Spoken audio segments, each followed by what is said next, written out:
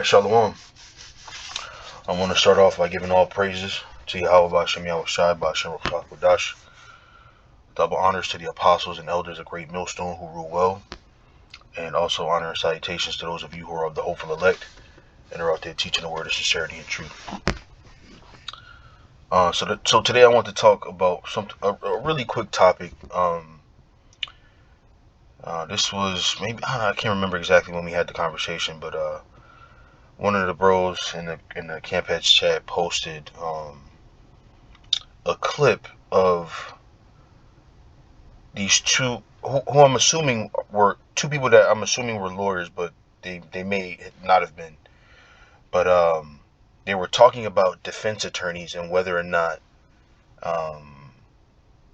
the defense attorney can defend their client if the client has confessed to them a murder, right? Like, or a crime, right?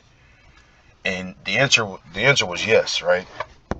And I read this some time ago, and I'm pressed for time. I didn't think to look this up, but if you look into it, the United States judicial system is known as an adversarial judicial system, which means their job is not to prove right or wrong, right? Their job is not to get justice. The job is to sow doubt in the minds of the jury, right? Because if the defense cannot, also let me say it this way, if the prosecution cannot lay out their case without any doubt, right, then they cannot, I guess, for lack of a better term, win the case, right? So all the defense's job is to do is not to say my client didn't do this, right, which should be the right thing to do, right? Their job is not to say my client didn't do this, but their job is to say, well, what about this, or what about that, or well, if that's the case, then why did this happen? And those types of questions and that type of demeanor, all it does is sow doubt in the minds of the jury. And if they can't get that doubt out of their mind, then they can't convict this person. And really, that's a characteristic of Satan. So it makes sense that their judicial system would be heavily based in the same thing that Satan does. Satan is there just to sow doubt in your mind, right? To get you off your square, to make you think that, right? Because let me go here. Let me go to this. First, let me see. He is. I'll do it like that. It's in Hebrews, but I don't know exactly where. It's in Hebrews 11, I think.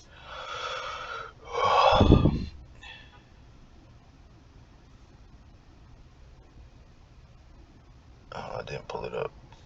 Let me see. Believe he is. Let's do it like that.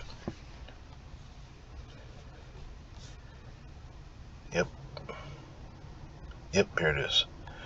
This is Hebrews 11 and 6. It says, but without faith it is impossible to please him.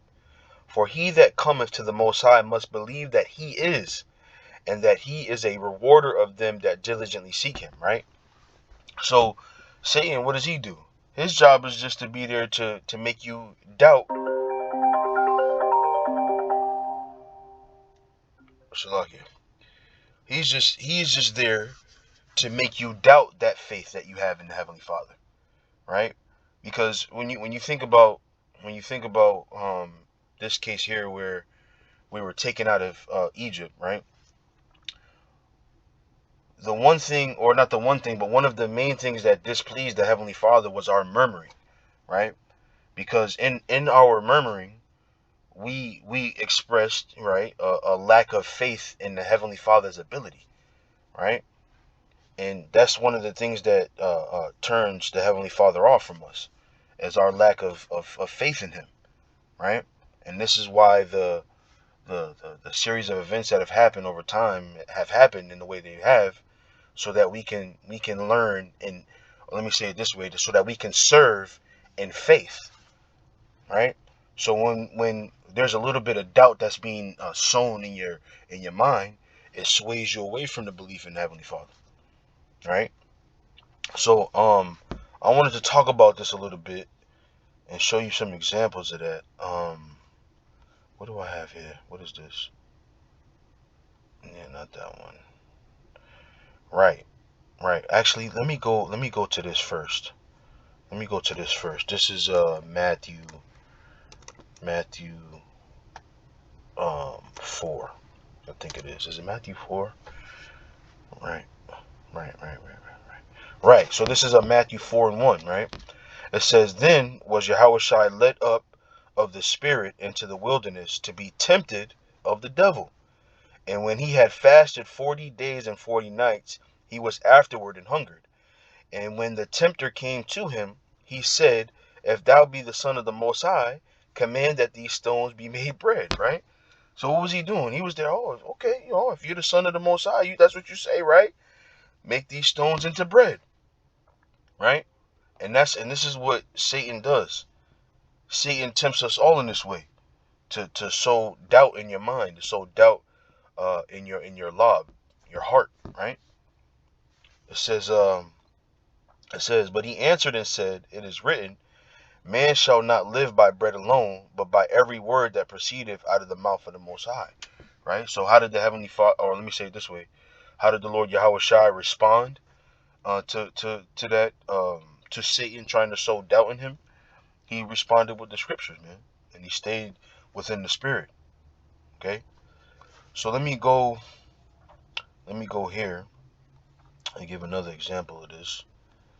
This is I'm going to start at 12. The whole chapter is great, of course, but I'm going to start at 12 because of time here. So it says, "Therefore let us lie in wait for the righteous, because he is not for our turn, and he is clean contrary to our doings.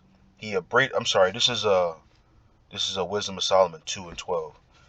It says, he upbraideth us with our offending the law, and objective to our infamy, the transgressions of our education."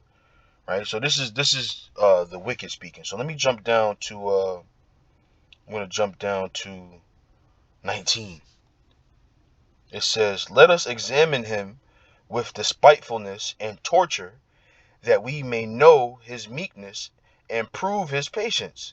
Let us condemn him with a shameful death, for by his own saying he shall be respected. Such things they did imagine, and were deceived, for their own wickedness hath blinded them." Right. So in other words, the wicked said, "All right, okay, you the men of the Lord, y'all are the righteous, like as you say. Okay, so we're gonna harm you, we're gonna hurt you, right? We're gonna have you have these egregious deaths, right? We're gonna torture you, right? To see if you believe." And what does that do when you're in times of trouble? This is why the scriptures say this. Uh, or is that in the Apocrypha? I think it is. Let me try it.